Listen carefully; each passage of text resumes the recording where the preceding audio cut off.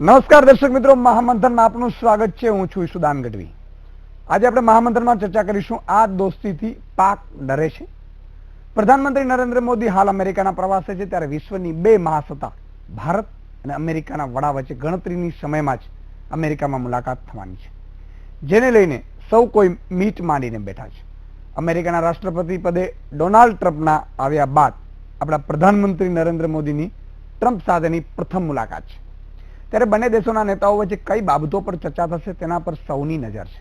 જોકે મોદી અને ટ્રમ્પ વચ્ચે થનારી મુલાકાતને લઈને સૌથી વધુ ચિંતા જો કોઈને થતી હોય તો તે ચીન અને પાકિસ્તાનને થઈ રહી છે. કેમ કે બંને દેશો વચ્ચે આતંકવાદને લઈને શું ચર્ચા થાય છે, શું રણનીતિ ઘડાય છે, તે જાણવાની ઉત્સુકતા કદાચ પાકિસ્તાનને સૌથી વધારે હશે. કેમ કે પાકિસ્તાન એક એવો દેશ છે કે જે આતંકવાદને પોષી રહ્યો છે. જેથી અમેરિકા અને ભારત વચ્ચે આતંકવાદ સામે લડવાની કોઈ રણનીતિ ઘડાશે તો તેનાથી પાકિસ્તાનને પણ અસર થઈ શકે છે. જોકે અમેરિકન થિંક ટેન્કના કહેવા પ્રમાણે અમેરિકાએ જે પોતાનું પ્રભુત્વ એશિયાઈ દેશોમાં ટકાવી રાખવું હશે તો તેણે ભારત સાથેના સંબંધોનો નવો અધ્યાય શરૂ કરવો પડશે. ત્યારે જોવાનું એ રહે છે કે શું મુલાકાતથી પાકિસ્તાન ડરશે, મોદી અને ટ્રમ્પ વચ્ચે મુલાકાત થશે તો તેમાં કયા મુદ્દાઓ પર ચર્ચા થશે, તે તમામ બાબતો પર આપણે ચર્ચા કરીશું મારી સાથે.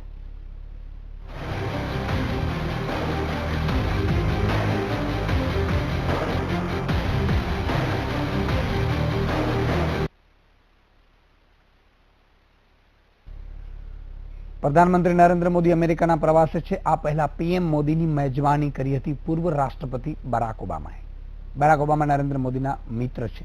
પીએમ મોદી તેમને તેના નામ બરાકથી જ સંબોધે છે. પરંતુ છેલ્લા 6 મહિનામાં રાષ્ટ્રપતિ ડોનાલ્ડ ટ્રમ્પે પોતાની ઇન્ટરનેશનલ ડિપ્લોમેસીથી પૂરી દુનિયાને ચોંકાવી દીધા છે. ત્યારે આ રિપોર્ટમાં જાણીએ કે જ્યારે પીએમ મોદી ડોનાલ્ડ ટ્રમ્પને મળશે તો શું શું થઈ શકે છે અને કયા કયા મુદ્દાઓ પર વાત થઈ શકે છે.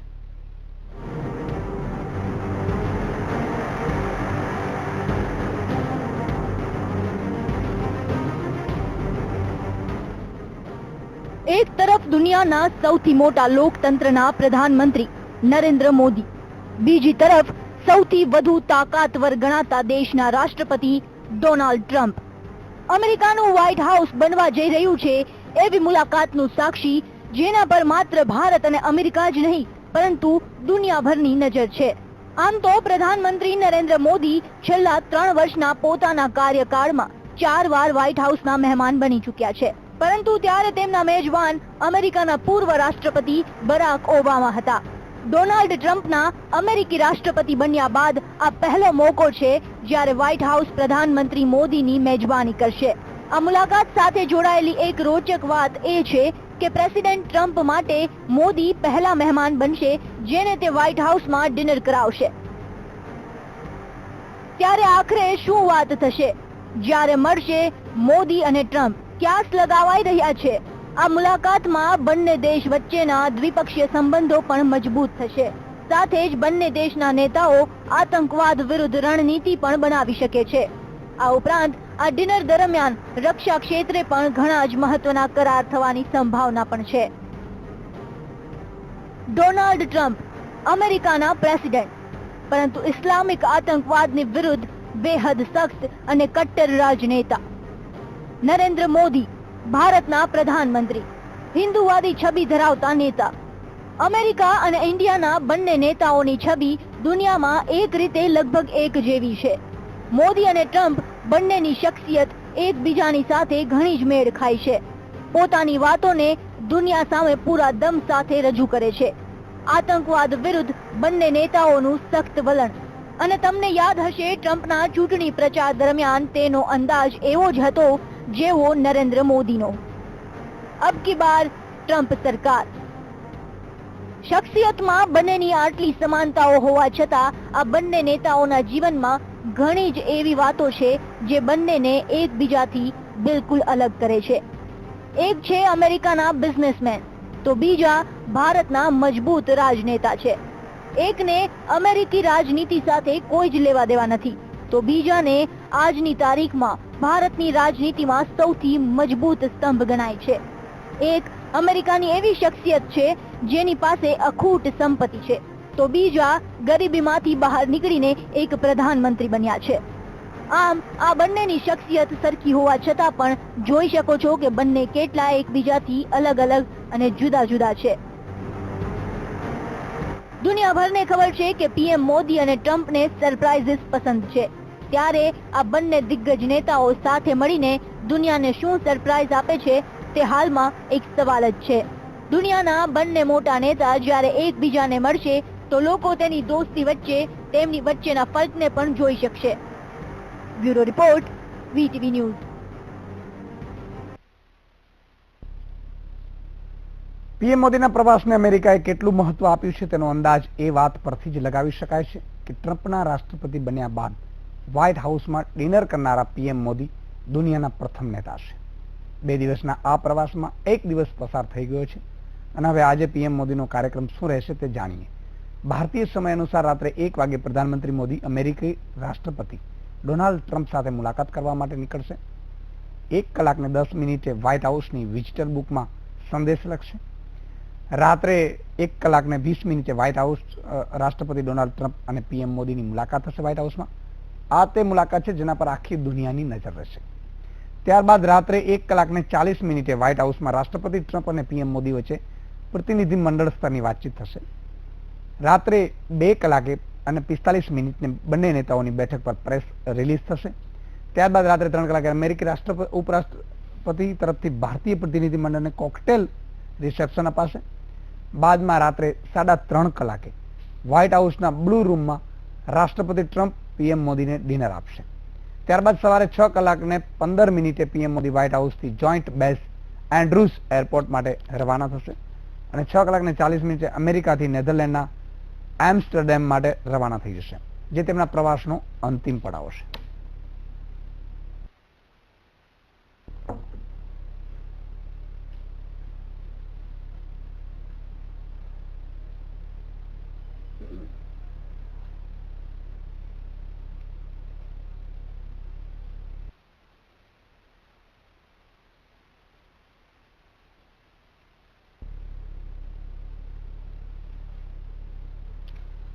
મોદી અને ટ્રમ્પની મુલાકાત પહેલા શું પ્રતિભાવો છે આવો જાણીએ. In terms of bulk of the thing, I think that talk is going to be based on commerce and economics. Mr. Donald Trump is working on improving the workforce employment in US. India is working on Make in India. This meeting is going to give us, let's see where the convergence of these two meet. देखिए, 2 जनतांत्रिक व्यवस्थाओं की पहली मुलाकात और दोनों ही leaders जो हैं बड़े डायनेमिक माने जाते हैं. तो भारत और जो अमेरिका के संबंध हैं वो एक कॉमन वैल्यू सिस्टम के तहत आसपास आ रहे हैं. एक साझा मूल्यों की वो है, जनतांत्रिक मूल्यों और बहुलता के ऊपर जो अमेरिका और भारत के जो संबंध हैं. और मेरे ख्याल से किसी के आने जाने से इन संबंधों में सामान्यतः फर्क नहीं पड़ता. તો દર્શક મિત્રો, જે રીતે અમેરિકાના મુલાકાતે નરેન્દ્ર મોદી છે, પ્રધાનમંત્રી નરેન્દ્ર મોદીની આ ચોથી મુલાકાત છે, પરંતુ ટ્રમ્પ સરકારની સાથે આ પહેલી મુલાકાત છે અને આ મુલાકાતથી પાકિસ્તાનના ચીનના પેટમાં પણ તેલ રેડાયું હશે. ત્યારે આ તમામ બાબતો ઉપર આજે આપણે ચર્ચા કરવાના છીએ. આપણી સાથે તમામ મહેમાનો જોડાયેલા છે. બાબુ માંગી ગયા છે, કોંગ્રેસના નેતા છે. પ્રશાંત વાળા ભાજપના નેતા છે. રજનીકાંતભાઈ દેસાઈ રાજકીય વિશ્લેષક છે અને Digantbhai Sompura ex political adviser, British deputy high commissioner અને આંતરરાષ્ટ્રીય બાબતોના જાણકાર છે. ચારે મહાનુભાવોનું ખૂબ ખૂબ સ્વાગત છે. પ્રશાંતભાઈ, પહેલા હું આપને પૂછવા માંગીશ કે જે રીતે નરેન્દ્ર મોદીએ ટ્રમ્પ સાથે જે મુલાકાત કરવાના છે અને અત્યારે જે રીતે અમેરિકામાં ભારત પણ એક ઉભરતું રાષ્ટ્ર છે, મહાસત્તા તરફ બનવા જઈ રહ્યું છે ભારત. અમેરિકા તો મહાસત્તા છે જ. ટ્રમ્પની સરકાર આવ્યા બાદ પહેલી નરેન્દ્ર મોદીની મુલાકાત છે. આ મુલાકાતમાં એવું તો ભારતને શું મળવાની આશા છે કે જેના પર ભલે સૌની મીટ મનાયેલી હોય છે, પણ પરંતુ આપણે ટ્રમ્પ સરકાર, કારણ કે ટ્રમ્પ છે હંમેશા એ વ્યક્તિત્વના છે કે અમેરિકાને વધુ મહત્વ આપે છે. ભલે એ અબકી બાર ટ્રમ્પ સરકારને નરેન્દ્ર મોદીની નકલ કરી હતી એ વાત અલગ છે, પરંતુ જે રીતે ટ્રમ્પની રણનીતિ છે, ટ્રમ્પની જે સરકાર ચલાવવાની જે પદ્ધતિ છે એ અમેરિકા તરફી વધારે છે. શું કહેશો? ચોક્કસ આજની આ મુલાકાત અમેરિકા અને ભારત, દુનિયાના સૌથી મોટા 2 લોકતંત્રો ના વડા જ્યારે મળતા હોય ત્યારે ચોક્કસ રીતે સ્વાભાવિક રીતે બધાને અપેક્ષા હોય જ કે આ મુલાકાતથી પોતાના દેશને શું ફાયદો, ચાહે અમેરિકન્સ હોય કે ચાહે ઇન્ડિયન્સ હોય, બધા દેશના નાગરિકોની અપેક્ષા હોય જ કે આ મુલાકાતથી દેશને શું ફાયદો થશે. તો પહેલી વસ્તુ તો આજે સમગ્ર વિશ્વ એક આમ જોઈએ તો ઇન્ટરનેટના યુગમાં એક નાનું ગામડું બની ગયું છે, ગ્લોબલ વિલેજ આપણે કહી શકીએ. એટલે કોઈ પણ દેશને એકબીજા વગર ચાલે એમ નથી. બિલકુલ. ચાહે અમેરિકા હોય કે ચાહે ભારત હોય કે બીજા કોઈ પણ દેશ હોય. એટલે જે કાંઈ નીતિઓ વિશે ચર્ચા થાય કે જે કાંઈ નીતિ વિષયક નિર્ણયો થાય એમાં તમામ દેશ સાથે મળી અને એકબીજાને પૂરક કેવી રીતે બનાય એ પ્રકારની પોલિસીથી રણનીતિથી આગળ વધવું જોઈએ. બીજું કે છેલ્લા 1 વર્ષમાં $20 બિલિયન કરતા પણ વધારે ઇન્વેસ્ટમેન્ટ અમેરિકન કંપનીઓએ ભારતમાં કર્યું છે. એટલે કે નરેન્દ્રભાઈ મોદીનું જે મેક ઇન ઇન્ડિયા કન્સેપ્ટ છે એ મેક ઇન ઇન્ડિયા કન્સેપ્ટને અમેરિકન કંપનીએ પણ આવકાર્યો છે અને સ્વીકાર્યો છે. તો આ મુલાકાતમાં મેક ઇન ઇન્ડિયા ઉપર પણ ઘણું બધું કામ થશે. સાથે સાથે અમેરિકન ટેકનોલોજી અને ઇન્ડિયાનું યુથ, ઇન્ડિયાનું નોલેજ, આ બંનેના સમન્વયથી બંને દેશને કઈ રીતના ફાયદો થઈ શકે એ માટેની પણ ચર્ચાઓ, પોલિસી આ મુલાકાતમાં સંભાવના છે. એ સિવાય રક્ષા ક્ષેત્રે પણ ઘણા બધા કરારો થઈ શકે છે. એટલે આમ જોઈએ તો ઓવરઓલ આ મુલાકાતનું ભારત અને અમેરિકા બંને માટે ખૂબ આગવું મહત્વ છે. બિલકુલ. કોંગ્રેસના નેતા બાબુભાઈ માંગુકિયા પણ આપણી સાથે છે. બાબુભાઈ, જે રીતે જોઈ રહ્યા છીએ, નરેન્દ્ર મોદી આ પહેલા પણ અમેરિકાથી માંડીને પાકિસ્તાન સુધીની મુલાકાતો કરી ચૂક્યા છે. શું લાગે છે, પાકિસ્તાન આ જે મુલાકાત અમેરિકન જે ટ્રમ્પની બંનેની મળવાના છે મોદી, એના કારણે પાકિસ્તાનના પેટમાં પણ તેલ રેડાયું છે. શું કહેશો, આપણી રણનીતિ કેવી હોવી જોઈએ અને કેવી હશે, શું મળશે આપણે? ઇન્ટરનેશનલ રિલેશનશીપમાં એક ટ્રસ્ટ એ મહત્વની વસ્તુ છે. પીસફુલ પીરિયડમાં બહુ વાંધો નથી હોતો. તમે એક કન્ટ્રી સાથે એલાઇન કરો. આપણી ઇન્ડિપેન્ડન્સ થયા પછી નહેરુજીની જે પોલિસી રહી નન એલાઇનમેન્ટ અને એક આખી મુવમેન્ટ ઊભી થઈ, પણ જે અંતે સક્સેસ ન થઈ, કારણ કે મહાસત્તાઓનું જે કોલ્ડ વોર શરૂ થઈ એમાં થર્ડ કન્ટ્રીઝ જે હતા જેને બંનેને સાથે કોઈને એલાઇન નહોતું થવું, એ લોકોને એની ઇકોનોમિક કે ડિફેન્સ શક્તિ એટલી નહોતી કે બંને મહાશક્તિ સાથે લડી શકે. પણ અત્યારની સ્થિતિમાં આપણે 3 બાજુથી ઘેરાઈએ એવું શક્ય નથી અને એવું થવું ન જોઈએ. આપણે રશિયાને આપણાથી દૂર કરી દઈએ અને અમેરિકાનું કમિટમેન્ટ હજી નક્કી નથી, કારણ કે 62ના વોરમાં, 65ના વોરમાં અને 71ના વોરમાં અમેરિકા ક્યારે પણ આપણી સાથે ઊભું નથી રહ્યું અને 7th ફ્લીટ મોકલવા સુધીની અમેરિકા ગુસ્તાખી કરી ચૂક્યું છે. પણ ઇન્ટરનેશનલ રિલેશન્સમાં હંમેશા ચેન્જીસ આવે, એમાં સ્ટેટિક ન હોય. એ બધું ધ્યાનમાં રાખીને જૂનો જે આપણો ટ્રસ્ટેડ પાર્ટનર છે એને દૂર કરી અને જે ટ્રસ્ટવર્ધી નથી અથવા તો જેની ટ્રસ્ટવર્ધીનેસ હજી સાબિત નથી થઈ, એ બંને વસ્તુને ધ્યાનમાં રાખીને દેશના હિતમાં કામ કરવું જોઈએ. ઓકે. રજનીકાંતભાઈ, જે રીતે વાત થઈ રહી, બંને મહાનુભાવોએ કહ્યું, તમે આ મુલાકાતને કઈ રીતે જોઈ રહ્યા છો? શું આપણે લાભ મળવાના શક્યતા સેવાઈ રહી છે? ભારત અને અમેરિકાના સંબંધો એમ કહી શકાય કે એકંદરે સારા રહ્યા છે, પરંતુ જ્યારે પણ કોઈ કટોકટીનો પ્રશ્ન ઉપસ્થિત થયો છે તો ત્યારે અમેરિકાએ જે આજે કહે છે ટ્રમ્પ કે ભારત મારો સાચો મિત્ર છે, પણ તે સમયે અમેરિકા ભારતની પડખે ઊભું રહ્યું નથી. 1971ના વોરની આપણે વાત કરીએ, બાંગ્લાદેશ અલગ થયું ત્યારે અમેરિકાએ પાકિસ્તાનની મદદ માટે 7મો નૌકા કાફલો રવાના કરેલો અને ઇન્દિરાજી એટલા બધા બહોશ કે એમણે રાતોરાત રશિયા સાથે 20 વર્ષના ડિફેન્સ કરાર કરેલા અને રશિયાએ ચેતવણી આપેલી કે જો અમેરિકાનો નૌકા કાફલો આગળ વધશે તો રશિયા શાંત બેસી નહીં રહી અને ત્રીજા વિશ્વયુદ્ધની જવાબદારી અમેરિકાની રહેશે. ત્યારે અમેરિકાએ એનો 7મો નૌકા કાફલો ફરી ખેંચી લીધેલો. અત્યારે આપણે માટે સૌથી મહત્વનો પ્રશ્ન એ છે કે વડાપ્રધાન નરેન્દ્રભાઈ છેલ્લા 3 વર્ષમાં 4થી મુલાકાત આપે કહ્યું તેમ અમેરિકાની લીધી છે અને ટ્રમ્પ સાથેની પ્રથમ મુલાકાત છે. સૌથી મહત્વનો પ્રશ્ન આપણે માટે ત્રાસવાદનો છે. જો અમેરિકા ભારતને ત્રાસવાદની બાબતમાં કેટલી મદદ કરે છે, કારણ કે હવે એ પરિસ્થિતિ પેદા થઈ છે કે અમેરિકાએ પાકિસ્તાન ઉપર સખ્તાઈથી કામ લેવું જ પડશે અને તો જ અમેરિકા આપણો સાચો મિત્ર છે એમ આપણે કહી શકીશું. ભલે અમેરિકા કહેતું, ભૂતકાળમાં એની સાથેના અનુભવો એવા રહ્યા છે કે અણીના સમયે અમેરિકાએ પાકિસ્તાનને મદદ કરી છે. શસ્ત્રોની બાબતમાં તમે વિચારો તો છેલ્લા 20 વર્ષમાં આપણા સૈન્યને આધુનિક શસ્ત્રોથી જે સજ્જ કરવું જોઈએ એ ખરેખર કમનસીબી એ છે કે આવી ગયેલી સરકારોએ નથી કર્યું અને નરેન્દ્રભાઈ છેલ્લા 3 વર્ષમાં મહાસત્તાઓને વળીને જે શસ્ત્રોના જે કંઈ સાદાઓ કરી રહ્યા છે ખરેખર એ ઉત્તમ છે, જરૂરી છે અને એ જરૂરી શસ્ત્રોનો કેટલો ઉપયોગ ક્યાં આપણે કરી શકીએ એ પણ એટલો જ મહત્વનું છે. ઠીક છે.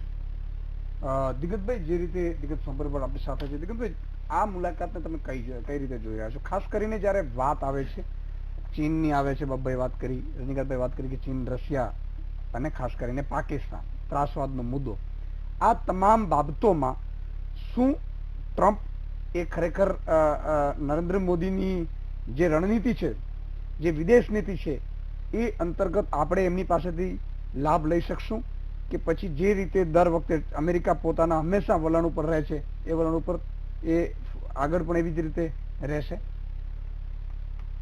ભારતના વડાપ્રધાન નરેન્દ્રભાઈ મોદી અને અમેરિકાના પ્રમુખ ડોનાલ્ડ ટ્રમ્પ બંને બહુ વિલક્ષણ વ્યક્તિત્વ છે. નરેન્દ્રભાઈની આ ચોથી મુલાકાતમાં અગાઉની 4 મુલાકાત દરમિયાન ભારતે ઘણું બધું મેળવ્યું, ઘણું બધું આપ્યું. હવે જ્યારે ડોનાલ્ડ ટ્રમ્પ પ્રેસિડેન્ટ થયા છે, થોડીક જો ભૂતકાળની વાત કરીએ, નહેરુના સમયથી અમેરિકા સાથેના આપણા સંબંધો વણસેલા રહ્યા હતા, પરંતુ 90ની સાલમાં 91-91માં મનમોહનની સરકાર વખતે ગ્લોબલાઇઝેશનના લીધે ભારત અને અમેરિકા ઘણા નજીક આવ્યા. અને એના બાદમાં વાજપેયી સરકારે ના પ્રયત્નોથી પણ ભારતના અને અમેરિકાના સંબંધો ઘણા સારા રહ્યા. વાત છે અત્યારની મુલાકાતની, ડોનાલ્ડ ટ્રમ્પ તો મૂળ સ્વભાવે વ્યવસાયી વેપારી છે, એટલે એ અમેરિકાનું હિત વેપારને લક્ષી વધારે જોશે. આ મુલાકાતમાં મુખ્ય 3 મુદ્દાઓને ધ્યાન આપવામાં આવવાનું છે: ડિફેન્સ, એનર્જી અને ટેરરિઝમ. પાકિસ્તાન છેલ્લા ઘણા વખતથી અમેરિકા સાથે નો ફ્રેન્ડશિપ ઝોનમાં આવી ગયું છે. આનો મોટો લાભ આ વખતે શક્ય એટલો લઈ શકાય એટલો જો વડાપ્રધાન નરેન્દ્ર મોદી લે તો એનો વધારેમાં વધારે ફાયદો ભારતને થશે. ગઈકાલની નરેન્દ્ર મોદીની કોમ્યુનિટી ઇવેન્ટ્સ માટે જ્યારે જો તમે સ્પીચ જોઈ હોય ત્યારે મોદી સાહેબે સૌથી વધારે આતંકવાદ ઉપર પણ એમણે ફોકસ કર્યું, અને જો થોડુંક વધારે ધ્યાન જો રહેવું હોય તો તેમણે ભારતમાં અમેરિકામાં વસતા ભારતીયોને પણ કોઈક રીતે મહત્વ આપવાનો પ્રયત્ન કર્યો અને કોઈક રીતે યુવાનો, ટેકનોક્રેટ્સ અને યુથ બ્રેનને ભારત તરફ વાળવાનો પ્રયાસ કર્યો એવું એમની વાત પરથી લાગે. એટલે ટૂંક સમયમાં ભારતનું અમેરિકામાં રહેતા ભારતીયોનું ઘણું બધું રોકાણ, આર્થિક રોકાણની વાત નથી કરતો, દરેક ક્ષેત્રના રોકાણો ભારત, કારણ કે અમેરિકાની ઘણી કંપનીઓ અત્યારે આપણી સાથે છે જોડાયેલી. ગઈકાલે 20 જેટલા CEO સાથે એમણે મુલાકાત કરી અમેરિકાના ટોપના, અને મેઇન ફોકસ અત્યારે બંને દેશોનો રહ્યો છે બિઝનેસનો.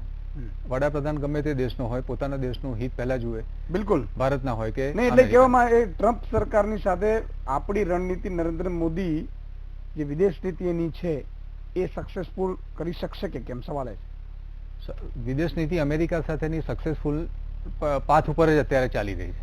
એને કેટલી સારી રીતે પકડી રાખવી એ હવે નરેન્દ્રભાઈ મોદીના હાથમાં છે, અને નરેન્દ્ર મોદી સક્ષમ વડાપ્રધાન છે અને એમને આ બાબતથી એમને અજાણ પણ નથી.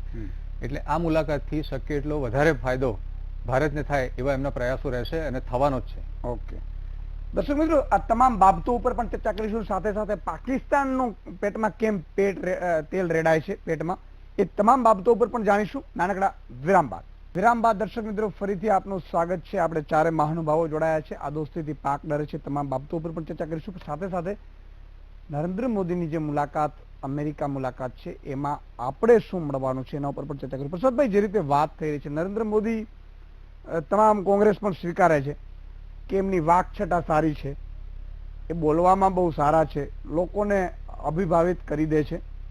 એટલું જ નહીં, એ કદાચ એવું રટણ રાખે કે કોંગ્રેસ મુક્ત કરવું છે, ફલાણું કરવું છે, તો એ લોકો ધીરે ધીરે એ ફેશન પણ બની જાય છે.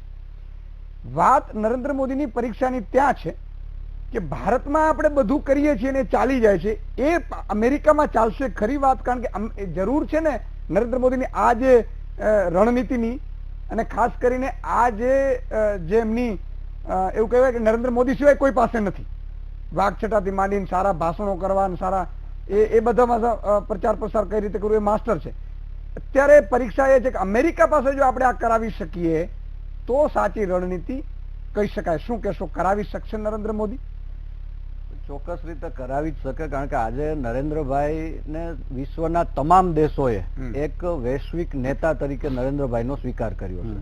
આ જ અમેરિકા આજથી 5 વર્ષ પહેલાની તમે સિચ્યુએશન લો તો આ જ અમેરિકા નરેન્દ્રભાઈ મોદીને વિઝા નહોતા આપતા, અને ત્યારબાદ નરેન્દ્રભાઈ વડાપ્રધાન બન્યા ત્યારબાદ આજે ચોથી મુલાકાત એમની અમેરિકામાં છે. આના પહેલા બરાક ઓબામા સાથે 3 વાર એમની મુલાકાતો થઈ અને આ ટ્રમ્પ સાથે પહેલી મુલાકાત છે. તો નરેન્દ્રભાઈ જ્યારે પણ અમેરિકા ગયા છે ત્યારે નહીં ફક્ત ખાલી રાજદ્વારી નેતાઓ, પરંતુ અમેરિકાના હજી સુધી કોઈ હલ નથી લાવી. ના, એના ઉપર પણ આવું છું, પણ અમેરિકાની તમામ પ્રજા એ એક મીટ માંડીને બેઠી હોય કે ભારતના વડાપ્રધાન અને નરેન્દ્રભાઈ જ્યારે અમેરિકામાં આવે તો અમેરિકાની પણ ઘણી બધી અપેક્ષાઓ હોય છે. મુદ્દો ચાહે ત્રાસવાદનો હોય તો ત્રાસવાદની વિરુદ્ધમાં પણ આજે સમગ્ર વિશ્વએ નરેન્દ્રભાઈના નેતૃત્વને સ્વીકાર્યું છે. સ્વીકાર્યું હોય ને તો આ સ્થિતિ ન હોય. હું તમને કહું કે નરેન્દ્ર મોદીના ઇન્ટરવ્યુ કાઢો તમે તો એમાં સ્પષ્ટ બોલે છે કે 125 કરોડની આપણે જનતા છે, આપણે શું કામ ઝૂકીએ? આપણે તો દુનિયા આપણી સામે ઝૂકે. એ પોઝિશન છે ઈસુદાનભાઈ. અત્યારે તમે જુઓ કે દુનિયાના તમામ દેશો આજે ભારતને આવકારે છે, સ્વીકારે છે અને ભારતનું નેતૃત્વ સ્વીકાર્યું છે. આજે અમેરિકાને પણ ભારતની જરૂર છે. આજે નરેન્દ્રભાઈ અમેરિકામાં જાય, પરંતુ આપણે જે રીતે કહી રહ્યા હતા એ વચનો છે, જો એમાં હોત તો આપણે પાકિસ્તાનને શું કામ અમેરિકા મદદ કરે? છેલ્લા 3 વર્ષની પરિસ્થિતિ જુઓ. 2014 થી કેન્દ્રમાં ભારતીય જનતા પાર્ટીની સરકાર બની ત્યારથી લઈને આજ સુધીમાં વિદેશ નીતિમાં આપણે જે રીતે સફળ થયા છીએ, 3 જ વર્ષના તમને હું આંકડા આપું તો અમેરિકાની કંપનીઓએ પ્રચાર નહીં, હું આંકડા આપું, $20 બિલિયન કરતા વધારેનું ઇન્વેસ્ટમેન્ટ છેલ્લા 3 વર્ષમાં અમેરિકાની કંપનીએ ભારતમાં કરી. ત્રાસવાદના મુદ્દાની જો આપણે વાત કરીએ તો આજે સર્જિકલ સ્ટ્રાઇક ભારતે જે કરી એ સર્જિકલ સ્ટ્રાઇકને વિશ્વના તમામ દેશોએ સ્વીકારી છે. કોઈ દેશોએ એનો વિરોધ નથી કર્યો, કોઈ દેશોએ પાકિસ્તાનને સાથ નથી આપ્યો. બીજું, આતંકવાદની લડાઈમાં વિશ્વના તમામ દેશો જ્યાં ભેગા થયા ત્યાં એણે નરેન્દ્રભાઈની લીડરશીપ સ્વીકારી અને એકી અવાજે એવું કીધું કે આતંકવાદ વિરુદ્ધની લડાઈમાં વિશ્વના તમામ દેશો નરેન્દ્રભાઈની સાથે છે. આજે ટ્રમ્પનું પણ કાલનું તમે સ્ટેટમેન્ટ જુઓ કે ભાઈ આતંકવાદનો મામલો હશે એમાં અમે ભારત સાથે હંમેશા છીએ. પાકિસ્તાનને પણ એને અનેકવાર છેલ્લા 6 મહિનાની જ વાત કરીએ તો અનેકવાર લાલ આંખ બતાવી છે અને પાકિસ્તાનને ઇવન બ્લેકલિસ્ટ કરી દીધું છે. પાકિસ્તાન સાથેના સંબંધો ઘટાડી દીધા છે. રોજ 2 સૈનિકો તમે શહીદ કરો છો. કતાર જેવા દેશો સાથે સંબંધો તોડી નાખ્યા છે અમેરિકાએ. તો આ જ આપણી વિદેશ નીતિની સફળતા છે. આજે પેલા તમે 3 વર્ષ પહેલાની જો વાત કરીએ તો કોંગ્રેસના વડાપ્રધાન ક્યારે ક્યાં જાતા એ કોઈને પ્રચાર પ્રસાર એટલે જ કહું છું ને, પ્રચાર પ્રસારની વાત. બાબુભાઈ, સવાલ એ છે, પ્રશાંતભાઈએ કહ્યું કે નરેન્દ્ર મોદી આવ્યા બાદ બાબુભાઈ પ્રશાંતભાઈ નું એવું જે રીતે કહે છે એ પ્રમાણે તારણ એ નીકળે છે કે નરેન્દ્ર મોદી આવ્યા બાદ ભારતની જે રોકાણ છે આવ્યું છે, છબી બદલાઈ રહી છે, સ્વીકારતા થયા છે. જયારે અગાઉના પ્રધાનમંત્રી જતા હતા તો એનું એટલું એ નથી રહેતું. શું માનો છો તમે પ્રશાંતભાઈની જે વાત કરી? એમની વાતમાં એવું છે કે જયારે કોઈ પણ ભારતીય જનતા પક્ષના નેતા કે કાર્યકર બોલે એટલે એમના માટે પહેલો કમ્પેલી સરકમસ્ટન્સીસ છે કે એમને બધાની આરતી ગાવાની. તમારી પાસે એવું બોલવાનું કઈ છે? હું બતાવું તમે આ બધું તમે જ કર્યું છે ને. આ 4 વર્ષમાં આખા દેશને જે વિકાસ થયો સાંભળો તો ખરા. કલાકો ટૂંકા બાબુભાઈ વિદેશ નીતિની નિષ્ફળતાઓ તમે ગણાવો. ચાલો, વિદેશ નીતિ માટે બોલવા માટે શું છે? સાંભળો ને પણ આંતરરાષ્ટ્રીય લેવલે ભારતની છાપ ખડાઈ ગઈ. તમારી પાસે બોલવા માટે મુદ્દા નથી. તમારી પાસે કયા મુદ્દા છે બોલો ને. તમારી પાસે ભાષણ બાબુભાઈ પાસેથી મુદ્દા લઈએ. બાબુભાઈ પાસેથી મુદ્દા લઈએ. નિષ્ફળતાની બોલવાના જ મુદ્દા નથી. બાબુભાઈ સાંભળવાની તૈયારી હોય તો તમને મુદ્દા મળે. બાબુભાઈ બોલો. તમે અત્યારે એમ કહો કે ટેરરિસ્ટની સામેની અમારી લડાઈ છે. મનમોહનસિંહની સરકાર વખતે તમારા આંકડા જુઓ. આખા 10 વર્ષમાં કેટલા આપણા શહીદ થયા હતા? 371. તમારા રોજના 2 થાય છે, 1 વર્ષમાં 700 થવાના છે. તમે આતંકવાદને સર્જિકલ સ્ટ્રાઇકની વાતો કરો છો અને જે કરી રહ્યા છો તમે આ ટ્રમ્પની પાસે જાઓ છો, જેને 1 મહિના પહેલા પેરિસમાંથી નીકળતા માટે તમને કેટલી ગાળો ભાંડી છે. જો તમારામાં સેટ પણ જો પોતાપણું હોય અને દેશની આબરૂ નહીં પડી હોય તો ટ્રમ્પની સામે મોઢું ન જોવાય. અને જ્યાં સુધી ટ્રમ્પ માફી ન માગે ત્યાં સુધી અમેરિકા ન જવાય. કયા મોઢું લઈને તમે જાઓ છો? સાંભળો હવે તમે સાંભળી લો પેલા તમારી વાત. અરે તમારી સરકારની વાત તો સાંભળો. બિલિયન્સ ઓફ ડોલર્સ ઓફ ગોળીઓ છૂટી, ભારતનો સૈનિક બંદૂક ના ઉઠાવી શકતો. આવી મજબૂરી મનમોહન સિંહની સરકારમાં હતી. ડિબેટ ઊંધા પાટે ન જાય. ખાસ જુઓ, મુદ્દા કો બાપભાઈ, તમે મુદ્દા કો. તમે ડિબેટ ઊંધા પાટે ન જાય. સૌથી પહેલો તો નિષ્ફળતા તેમની ફોરેન પોલિસી છે.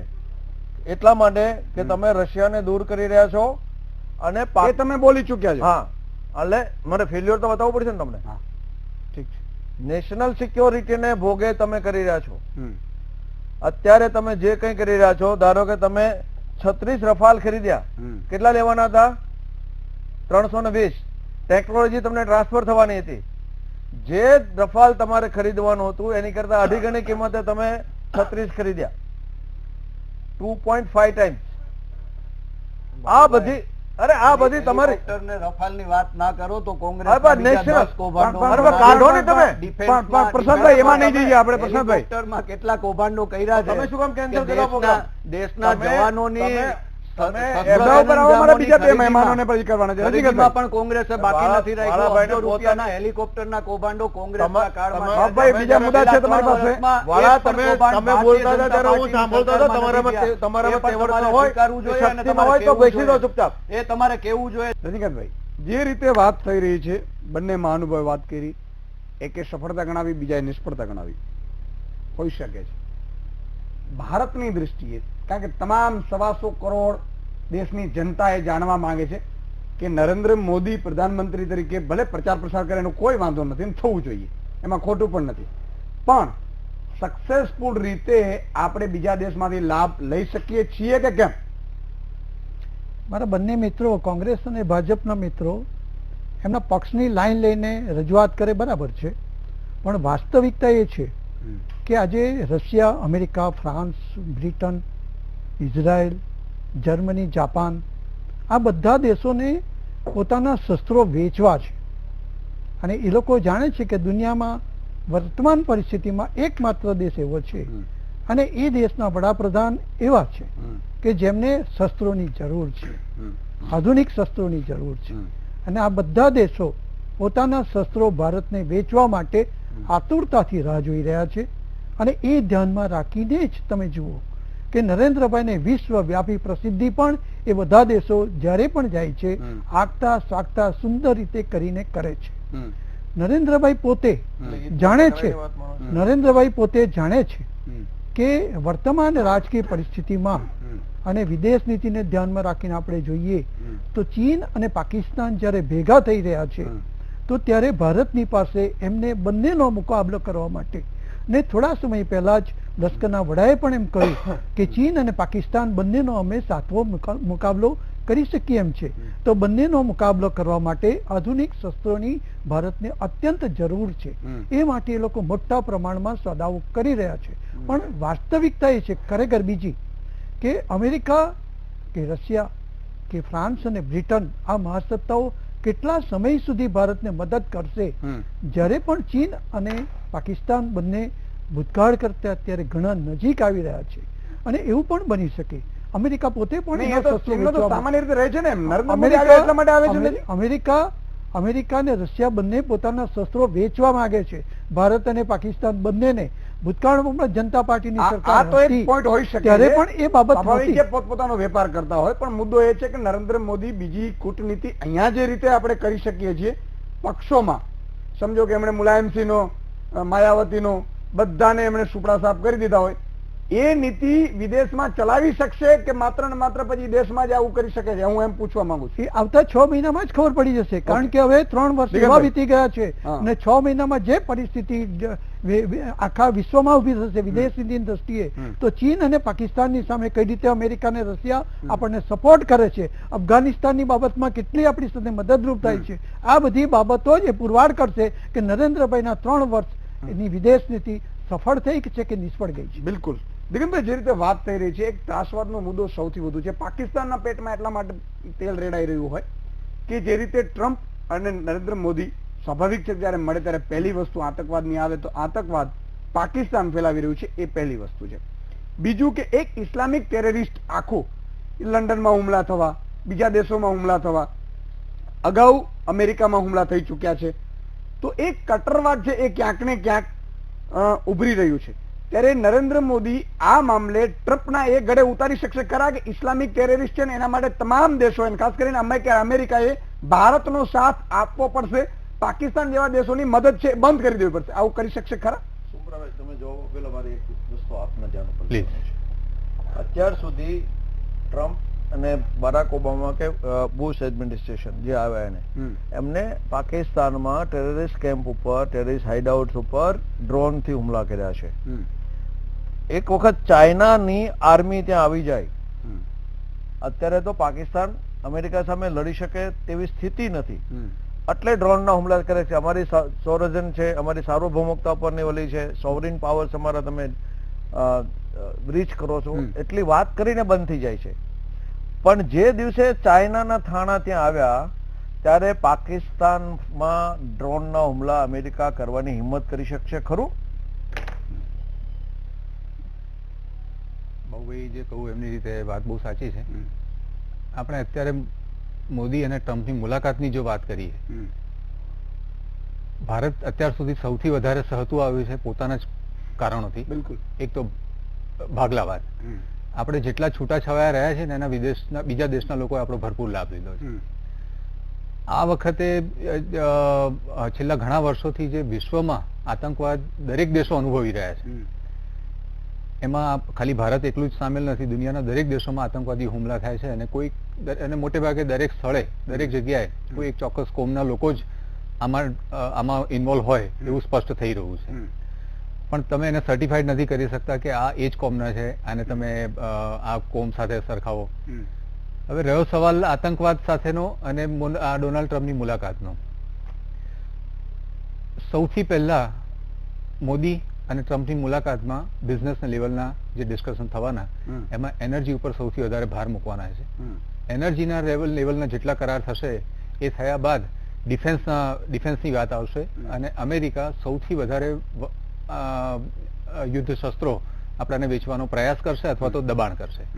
પાકિસ્તાનને અત્યાર સુધીમાં ઘણા બધા શસ્ત્રો આપ્યા છે, એમાં મોટાભાગના એક કહેવાય કે ચેરિટી, જે લોન વગર લોન કહેવાય કે જેને પાછા તમારે એના પૈસા ચૂકવવાના નથી, એ રીતે મળેલા છે. એનું કારણ એક એવું પણ છે કે એને પાકિસ્તાનને બીજા 40 દેશ જેટલા મુસ્લિમ દેશોનું એક સપોર્ટ, જેનું દબાણ અમેરિકાને મળતું હોય.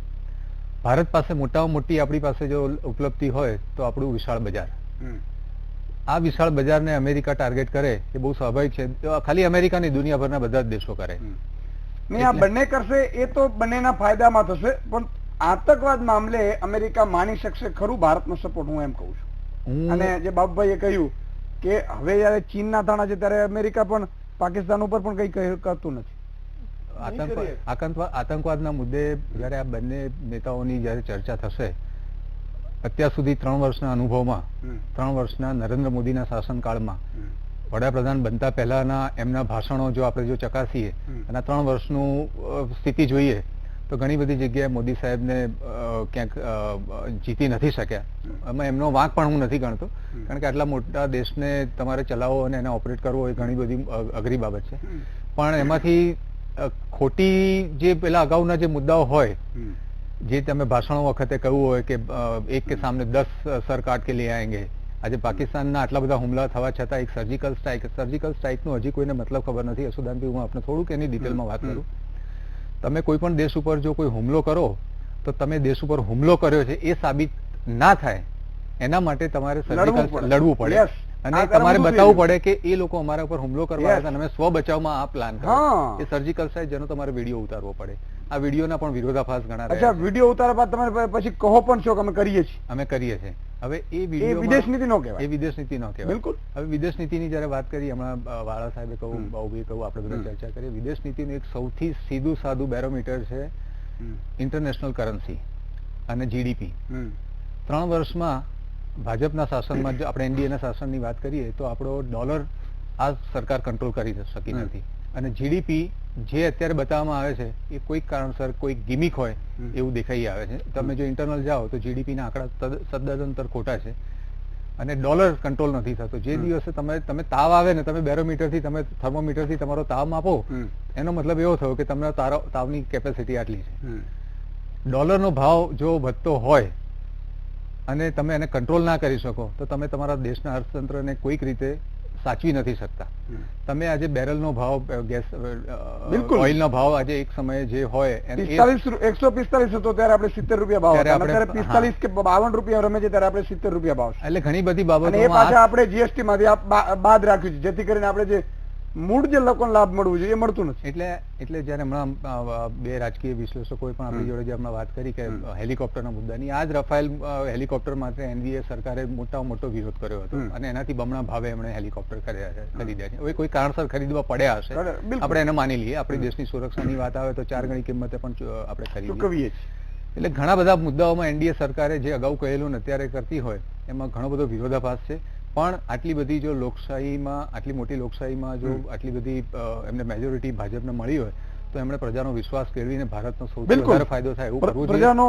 અને અમેરિકા પાસે આ એક બહુ સરસ મુદ્દો, ભારત પાસે બહુ સરસ મુદ્દો છે ડોનાલ્ડ ટ્રમ્પને મળવા માટે.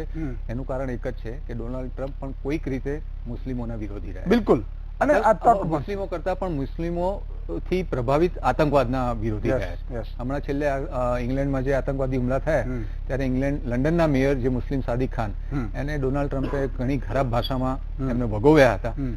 એટલે આ એમનો વિરોધ જો દેખાઈ આવતો હોય તો આપણે એનો સારો ફાયદો લઈ શકીએ એટલો પાકિસ્તાનને આપણે દબાવવાનો પ્રયાસ કરવો જોઈએ. અને ખરેખર એક તક પણ છે, કારણ કે બરાક ઓબામા સહિતને ભલે આમ બહુ હોશિયાર હતા પ્રેસિડેન્ટો, પણ અમેરિકાની એક સ્ટાઇલ રહી છે કે જે એની સેક્રેટરીએટ જે હોય એ સરકાર ચલાવતા હોય છે. ટ્રમ્પ છે એ થોડા વિરોધી ભાષના છે, પોતાની જાતે સરકાર ચલાવવાનો એક પ્રયાસ કરે છે અને એનું ક્યાંક ને ક્યાંક એ સરકારમાં દેખાઈ રહ્યું છે. આનો ફાયદો મળી શકે. બિલકુલ મળી શકે. જેમ મેં અગાઉ કહ્યું કે અત્યારે પાકિસ્તાન નો ફ્રેન્ડશિપ ઝોનમાં છે. એટલે એક સાદી કહેવત છે કે દુશ્મન કા દુશ્મન દોસ્ત બનતા હૈ. બરાબર, એ હોવું જોઈએ. પાકિસ્તાનને બિલકુલ. એક સમય નાનકડા વિરામનો છે તો દર્શક મિત્રો, પરંતુ અમેરિકા જે રીતે પાકિસ્તાનને મદદ કરી રહ્યું છે અને ભારતને બોલાવી રહ્યું છે શસ્ત્રો વેચવા માટે, કારણ કે પાકિસ્તાનને અમેરિકા એટલા માટે મદદ કરી રહ્યું છે કે ભારત પાકિસ્તાન જો ઝઘડતા રહેશે તો એમનો વેપાર છે એ ચાલુ રહેશે. આવી એક વાત પણ છે. આ તમામ બાબતો ઉપર આવીશું નાનકડા વિરામ બાદ. દર્શક મિત્રો, ફરીથી આપનું સ્વાગત છે. આ દોસ્તીથી પાક ડરશે એટલા માટે આપણે ચર્ચા કરી રહ્યા છીએ, તમામ મહાનુભાવ સાથે કરી રહ્યા છીએ કે મહામંથનમાં કે આ તમામમાં નિષ્કર્ષ શું છે નરેન્દ્ર મોદીની મુલાકાતનો. પ્રશાંતભાઈ, ફરીથી આપના પાસે આવવા માંગીશ ને સંક્ષિપ્તમાં હું લેવા માંગીશ આપની પાસેથી જવાબ કે નરેન્દ્ર મોદી જે રીતે ઘણા વિદેશોમાં યાત્રા કરી પણ જે રીતે ફળ મળવું જોઈએ, ભલે થોડા સમય પછી મળે, એનું કોઈ આ તો લોંગ ટર્મની હોય છે હંમેશા, પરંતુ પીએમ તરીકે નરેન્દ્ર મોદી ભાજપનો ખૂબ પ્રચાર કરે છે, કોંગ્રેસ વિરુદ્ધ જેટલું થાય એટલું વિરોધ કરે છે, માટે રોડ શો કરવા અને બીજું કરવું, એક નાની નાની જગ્યાએ પણ પીએમ પ્રચાર માટે જાય છે. એટલો સમય સારી રીતે સરકાર ચાલે, ભ્રષ્ટાચાર મુક્ત સરકાર ચાલે અને વિદેશ નીતિમાં આપણે પાવરદાર રહીએ, ઇવન વિદેશ પ્રધાન સુષ્મા સ્વરાજને પણ થોડી તક આપીએ, એવું તમને નથી લાગતું થોડું ઘણું કે ક્યાંક આવું કરવું જોઈએ? સુદાનભાઈ, તમે 2014 થી 2017 3 વર્ષનો ભારતની વિદેશ નીતિનો જો અભ્યાસ કરશો ને તો તમારે સ્વીકારવું જ પડે કે 3 વર્ષમાં વિદેશ નીતિમાં 360 ડિગ્રી ચેન્જ આવ્યા છે, ડ્રાસ્ટિક ચેન્જ છે. આજે 3 વર્ષમાં એવી અનેક ઘટનાઓ બની કે જેમાં દુનિયાના દેશોએ તમામ બાબતો, ડિફેન્સની બાબત હોય કે એનર્જીની બાબત હોય, ટેકનોલોજીની બાબત હોય, એને ભારત પાસે આવવું પડ્યું છે અથવા તો ભારતને એને સામેલ કરવું પડ્યું છે કોઈને કોઈ રીતે. તો વિદેશ નીતિમાં આપણે 3 વર્ષમાં ઘણું બધું, પણ એક મનુષ્ય પાસે શક્તિ હોય, લિમિટેશન હોય છે, ભગવાને આપેલી હોય છે, એટલે બધામાં એટલું બધું એના કરતા હવે સત્તા તો મળી જ ગઈ છે. માત્ર કોંગ્રેસ મુક્ત નારા હતો તો ભાજપ માટેના નાના પ્રચાર કરવા. તમને હું એફડીઆઈ ની વાત કરું કે આજે ફોરેન ડાયરેક્ટ ઇન્વેસ્ટમેન્ટમાં 3 વર્ષમાં જે મેક ઇન ઇન્ડિયાનો કન્સેપ્ટ છે એમાં આજે મેક ઇન 100% ઇન્ડિયા છે એ 100 યુપીએની એક યોજના ઉઠાવેલી છે. ના, એ તો કોંગ્રેસ બધું એ જ કહેવાની કે આ પણ અમારી યોજના, આ પણ અમારી યોજના, પણ એમાં એને બોલવાનો હક છે, વિરોધ પક્ષને ગમે તે બોલી શકે. પણ હું ટુ ધ પોઈન્ટ વાત કરું કે એફડીઆઈ ની જો આપણે વાત કરીએ તો મેક ઇન ઇન્ડિયા કન્સેપ્ટને લીધે આજે પરિસ્થિતિ એવી થઈ છે કે વિદેશી કંપનીઓ ભારતની ધરતી ઉપર આવી અને અહીંયા ફેક્ટરી લગાવે અને અહીંયા એ શસ્ત્રો સરંજામ બધું બનાવે છે. ભૂતકાળમાં પરિસ્થિતિ એવી હતી કે આપણે હથિયારો તો ખરીદતા પણ આપણે રશિયા પાસેથી, અમેરિકા પાસેથી ત્યાંથી પરચેસ તમે એવું માનો છો કે જે રીતે રણનીતિ ઘડાઈ રહી છે ખૂબ જ સારી છે. ભલે વિદેશી કંપની હોય, એની પાસે ટેકનોલોજી છે, આપણે એને મેન પાવર પૂરી પાડીએ, આપણે એને જગ્યા પૂરી પાડીએ અને ઇન્ડિયામાં એ લોકો બનાવે તો જે ફોરેન ઇન્વેસ્ટમેન્ટ વધવાથી આપણી ફોરેનની રેવન્યુ પણ વધશે. તો આ એક લાંબા ગાળાની અસરો આપણે હજી માનીએ લાંબા ગાળાની, બિલકુલ લાંબા ગાળા, કારણ કે કોંગ્રેસે આ રીતે 60 વર્ષ સામને આમ કાઢી નાખ્યા બાબુભાઈ, લાંબા ગાળાની અસર કરીને, અને પ્રજા છે એ હંમેશા સ્વીકારવાની પ્રજાને. તો તમે માનો છો કે જે રીતે નરેન્દ્ર મોદી જે પ્રધાનમંત્રી તરીકે કામ કરી રહ્યા છે, દેશ તો માને છે, દેશ માને જ છે, પણ કોંગ્રેસે યા તો એની નિષ્ફળતા શોધી નથી શકતી અથવા તો એને નિષ્ફળતા નથી હોતી કે પછી કોંગ્રેસ છે એ જનતા સુધી પહોંચાડી નથી શકતી. શું 3 બાબતોમાં નીકળે? છેલ્લી વાત સાચી, કોંગ્રેસ પાસે ગોબલ્સ નથી એટલે પ્રચાર પણ કોંગ્રેસ, એ તો રાહુલજીએ પોતે એડમિટ કર્યું છે કે તમારું માર્કેટિંગ અમારી કરતા સારું છે, પણ એકલા માર્કેટિંગથી વસ્તુ ન હોય. મારે વાળા સાહેબને એટલું કહેવું છે કે મેક ઇન ઇન્ડિયાની પોલિસી તમે 2014માં મૂકી, કઈ બ્લેડ બનાવી મેક ઇન ઇન્ડિયામાં? એ તો કહો. હેલિકોપ્ટરની વાત તો પછી જાય, ટેન્કની વાત તો પછી જાય, મેકિંગ ઇન્ડિયાની પોલિસી તો કાગળ ઉપર છે જ. કાગળ ઉપર નથી. બતાવો ને કે એક બ્લેડ તો બનાવી હોય તો બતાવો. તમે કઈ હેલિકોપ્ટર બનાવ્યું, કઈ બિલિયન ડોલરનું ઇન્વેસ્ટમેન્ટ નથી બનાવી તમે? ઓલરેડી થઈ ગયું. આજે બુલેટ ટ્રેનના પાર્ટ ઇન્ડિયામાં બને છે. દર્શકો લાખો અમદાવાદથી બહુ નજીક, એટલે વેડફાઈ નહીં આપણી ડિબેટ. બરોડા પાસે ફેક્ટરી છે. માનવો બંને માનવો કહું છું કે લાખો દર્શકો જોઈ રહ્યા છે, વેડફાઈ નહીં. પોઈન્ટ ટુ પોઈન્ટ આવીએ બાબુભાઈ, પોઈન્ટ ટુ પોઈન્ટ મારે જોઈએ. હમણાં બાબુભાઈ જે કહેતા હતા કે અમે ગોબેલ્સ નથી કરતા, પણ આ સૌથી મોટું ગોબેલ્સ તમે ચલાવ્યું કે મેક ઇન ઇન્ડિયામાં એક પણ ઇન્વેસ્ટમેન્ટ નથી. બતાવો જોવો તો તમને ખ્યાલ આવશે કે 3 વર્ષમાં કેવડું ઇન્વેસ્ટમેન્ટ મેક ઇન ઇન્ડિયા હેઠળ અબજો રૂપિયાનું ઇન્વેસ્ટમેન્ટ ફોરેન કંપનીનું ભારતમાં થયું છે. આજે વિદેશની કંપની એપલ જેવી કંપનીએ ભારતમાં એના ચેન્નાઈમાં એના યુનિટ ચાલુ કરી દીધા. તમને કદાચ ખ્યાલ નથી. આમાં સર્ચ કરો તમે. ચેન્નાઈમાં એપલે એનું યુનિટ ચાલુ કરી દીધું. એ ફોરેન ડાયરેક્ટ ઇન્વેસ્ટમેન્ટ નથી, મેક ઇન ઇન્ડિયા કન્સેપ્ટ નથી. માની લઈએ ચાઇનાની મોબાઈલ કંપનીઓ ભારતમાં ફેક્ટરી ચાલુ કરી. સાંભળવાની તૈયારી નથી તમારામાં, કઈ છે નહીં એટલે સાંભળું. ખોટું કેવી રીતે સાંભળું? તમે જોરથી બોલો, ખોટું બોલો એટલે અમારે સાંભળી લેવાનું. તમારું શું તમે છે ભાઈ? વર્ષોથી ભાજપ કરતા આવ્યા છે. કોંગ્રેસનું કોંગ્રેસનું કામ જ આ છે. ભાજપનું બોલવું, જોરથી ખોટું બોલવું. પણ પ્રજાએ તમને જાકારો આપી દીધો છે. પ્રજાએ તમને ઓળખી લીધું છે કે આ કોંગ્રેસે અત્યાર સુધી ગોળા ચલાવ્યા. તમે કંઈ ન કરી શક્યા. એટલા માટે કોંગ્રેસે આજે ભારતીય જનતા પાર્ટી ઉપર ભરોસો મૂક્યો અને આજે સમગ્ર દેશમાં 2004 સુધી 300 કરતા વધારે સીટો ભાજપને આપી. તમારે વિરોધ પક્ષમાં બેસવા માટેની પણ તમારી પાસે આજે જગ્યા નથી સંસદમાં. આખા દુનિયામાં કોંગ્રેસ આવી ગઈ. હવે તો એ મુદ્દો એ બહારનો છે. હવે હું રજનીકાંતભાઈ આપની પાસે આપણે કર્યું ને તો બાબુભાઈ તમે ખોટું બોલો એ મારે સાંભળવાનું. તમે એમ કહો તમને એમ કહું છું અહીંયા સર્ચ કરો. અહીંયા સર્ચ નહીં, નોનસેન્સ તમે કરો છો. તમે અહીંયા સર્ચ કરો ને તમે જુઓ મેક ઇન ઇન્ડિયામાં કેટલા અબજો રૂપિયાનું ઇન્વેસ્ટમેન્ટ થયું. તમને ન ખબર હોય મેક ઇન ઇન્ડિયા નહીં, આપણે નરેન્દ્ર મોદી ઉપર ચર્ચા કરી રહ્યા છીએ બાબુભાઈ. નરેન્દ્ર મોદી ઉપર ચર્ચા કરી રહ્યા મુદ્દા ઉપર આવીએ. આપણે એમ કહેતા હશે કે અલોડા પાસે બુલેટ ટ્રેનના પાર્ટ બનાવતી કંપની અત્યારે ચાલુ છે, પણ આપણે નહીં કરવાનું. મુદ્દો એ છે બાબુભાઈ, તમે જે બોલવા માંગો છો 30 સેકન્ડમાં. પ્રસાદભાઈ સમય નો અભાવ છે, મારા 2 મહાનુભાવો છેલ્લે લેવાના. આજે ભારતમાં પ્લાન્ટ ચાલુ સમજી કરી દીધો. માની લઈએ આ તો આપણે માની લઈએ તો બહુ લાંબી ડિબેટની વાત છે. 30 સેકન્ડમાં બાબુભાઈ સવાલ કરી. હું એમ કહું છું કે નરેન્દ્ર મોદી જે રીતે વિદેશ નીતિમાં કામ કરી રહ્યા છે, તમને શું લાગે છે એ સફળ થશે? કારણ કે ભાજપ અહીંયા જે કોંગ્રેસ વિરુદ્ધ કરી રહ્યા છે એમાં સફળ થાય છે. વિદેશમાં જે રીતે ગોબલ્સના પ્રચાર, આપણે ગોબલ્સમાં નથી જોયું, પણ જે રીતે પ્રચાર ને જે રીતે માર્કેટિંગ થઈ રહ્યું છે એ ઇન્ડિયામાં સક્સેસ થાય, વિદેશમાં ન થઈ શકે. એટલે એ તો આઉટ ઓફ ક્વેશ્ચન છે. સવાલ એટલો છે કે નરેન્દ્રભાઈ ડિફેન્સ મિનિસ્ટ્રી હોય, ફાઇનાન્સ મિનિસ્ટ્રી હોય, ઇન્ડસ્ટ્રીઝ હોય, અરે તમારે નોટો પણ બંધ કરવા માટેનો પ્રિવિલેજ તો ફાઇનાન્સ મિનિસ્ટરનો છો, એ પણ તમારે જાતે કરવાનું. વિદેશની વાત હોય તો સુષ્માજીને બાજુ મૂકી દેવાના, હારે નથી લઈ જતા તમે. એમના પ્રવાસમાં તમારે આટલા બધા વિદેશના સવાલો લેતા હો, તમે તમારી વિદેશ નીતિનું ઘડતર કરી રહ્યા હો, એ તો કોંગ્રેસના મૂકેલા નથી ને. સુષ્માજી કોંગ્રેસમાંથી આવ્યા છે, શું કામ સુષ્માજીને આઉટલાઈન કરો છો? આનું કારણ તો બતાવો. ઓકે, એનો એ કદાચ અંદરૂની તમે એમ કહો છો. રજનીકાંતભાઈ, સંક્ષિપ્તમાં શું માનો છો જે રીતે પાકિસ્તાન જે આ બંને દેશોની જે મીટિંગ થઈ રહી છે એમાં પાકિસ્તાન ઉપર શકંજો કસાશે કે નહીં? સંક્ષિપ્ત. હું એવું માનું છું કે છેલ્લા 3 વર્ષ દરમિયાન નરેન્દ્રભાઈની વિદેશ નીતિ એ એમણે સિંહ પર સવારી કરેલી છે.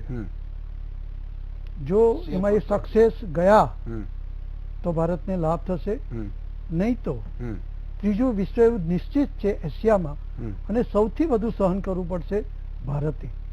કઈ રીતે? એટલા માટે કે રશિયા, અમેરિકા, ફ્રાન્સ આ બધા દેશો ઈચ્છે છે કે ચીનની સામે, રશિયાની ચીનની સામે યોગ્ય જવાબ આપવો જોઈએ. એ અમેરિકા, બ્રિટન બધા ઈચ્છે છે. અમેરિકા દૂરનો દેશ છે. ઓકે, અને જો તમે બહુ મોટી વાત કરી, બરોબર છે. તો એનાથી ચીનને કેટલું કંટ્રોલ કરી શકાય સૌથી મહત્વની બાબત. દિગંતભાઈ, અને તે સમયે રશિયા આપણને કેટલો સાથ આપે એ પણ એક સવાલ છે. કારણ કે આપણે વિદેશની દિગંતભાઈ, બે વાત તમે કરી ચૂક્યા છે, ડિફેન્સ અને એનર્જીની. હું વાત કરું છું ટેરરિસ્ટની. ટેરરિસ્ટની જ્યારે વાત આવે છે ત્યારે આ મુદ્દે શું લાગે છે આપણે આ બધામાં સક્સેસ થશું ખરા ગળે ઉતારવા માટે? ફક્ત નરેન્દ્ર મોદી જ આતંકવાદની ચર્ચા કોઈ દેશના વડાપ્રધાન સાથે કે પ્રેસિડેન્ટ સાથે કરતા હોય એવું નથી. અત્યાર સુધીના દરેક વડાપ્રધાનોએ આતંકવાદ વિરોધ માટેની ઘણી બધી ચર્ચાઓ અગાઉ કરી ચૂક્યા છે, પણ છતાંય આપણા દેશને કોઈક ને કોઈક રીતે ભોગવવું પડ્યું છે. અગાઉની વડાપ્રધાન આપણે ભૂલી જઈએ, આપણા વર્તમાન વડાપ્રધાને બરાક ઓબામા સાથે 4 વખતની મુલાકાતમાં અનેક વખત આતંકવાદ મુદ્દે ઘણી ચર્ચાઓ થયેલી છે, છતાં આપણે કોઈક ને કોઈક રીતે હેરાન કે ભોગવટો પામી રહ્યા છે. આ વખતની મુલાકાતમાં હું અમેરિકા રહ્યો છું, અમેરિકાના છાપાઓ સાથે સંકળાયેલો છું, બ્રિટનનો સલાહકાર રહી ચૂક્યો છું, રાજકીય સલાહકાર. એટલે મારું એક એવું માનવું છે કે આ નરેન્દ્ર મોદી આ મુલાકાતમાં આતંકવાદની વાતો કરશે પણ એને કંટ્રોલ કરવા માટે સક્ષમ નહીં થઈ શકે. ફક્ત બિઝનેસને લગતી વાત થશે, અને એમાં બિઝનેસમાં પણ અમેરિકા જ ફાયદામાં રહેશે, કારણ કે એમને અહીંયા બધા એમનો સામાન એમને વેચવાનો છે. બહુ મોટી વાત કરી. ડિફેન્સ અને એનર્જીની જે રીતે વાત થઈ રહી છે, મેઇન મુદ્દો છે ટેરરિસ્ટનો, એમાં કદાચ આપણે સક્સેસ ન થઈએ એવા અંદાજ સેવાઈ રહ્યો છે. ખૂબ જ અગત્યની બાબત મહામંથનમાં થઈ. દર્શક મિત્રો, દિગંતભાઈ, રજનીકાંતભાઈ, પ્રશાંતભાઈ અને બાબુભાઈ, ચારે મહાનુભાવોનો ખૂબ ખૂબ આભાર. દિગંતભાઈ, છેલ્લી જે રીતે વાત કરી છે કે ટેરરિસ્ટ માટે, કારણ કે અમેરિકાનો વેપાર પણ ટેરરિસ્ટને જેટલું ટેરરિસ્ટ જાગશે અથવા તો પાકિસ્તાન જેવા દેશો સક્ષમ રહેશે તો અમેરિકા જેવા દેશોનો વેપાર ચાલશે. કારણ કે ભારત અને પાકિસ્તાનનું મોટા ભાગનું બજેટ છે એ સૈન્યથી માંડી અને શસ્ત્રોમાં જાય છે, અને એટલા માટે જ અંગ્રેજોએ જે અગાઉ જે રણનીતિ અને 1946માં આઝાદ થયા પહેલાની જે ગોઠવી હતી એ રણનીતિ પ્રમાણે એ ચાલી રહ્યું છે. સમજવાનું આપણે છે કે આપણે કઈ રીતે ભારતને, કારણ કે ઇન્ડિયાને આપણે કઈ રીતે, અને ખાસ કરીને નરેન્દ્ર મોદી ઉપર વાત કરી રજનીકાંતભાઈ, એ સિંહની સવારી છે, ત્યારે ઇન્ડિયાને આપણે કઈ રીતે લાભ અપાવી શકીએ છીએ, અને ખાસ કરીને આતંકવાદના પગલે એ આગામી સમયમાં ખબર પડશે. આજે બસ આટલું જ. ફરીથી આવતીકાલે નવા મહેમાન, નવા વિષય સાથે મળીશું. ત્યાં સુધી તમે જોતા રહો વીટીવી ન્યૂઝ. મને રજા આપો. નમસ્કાર.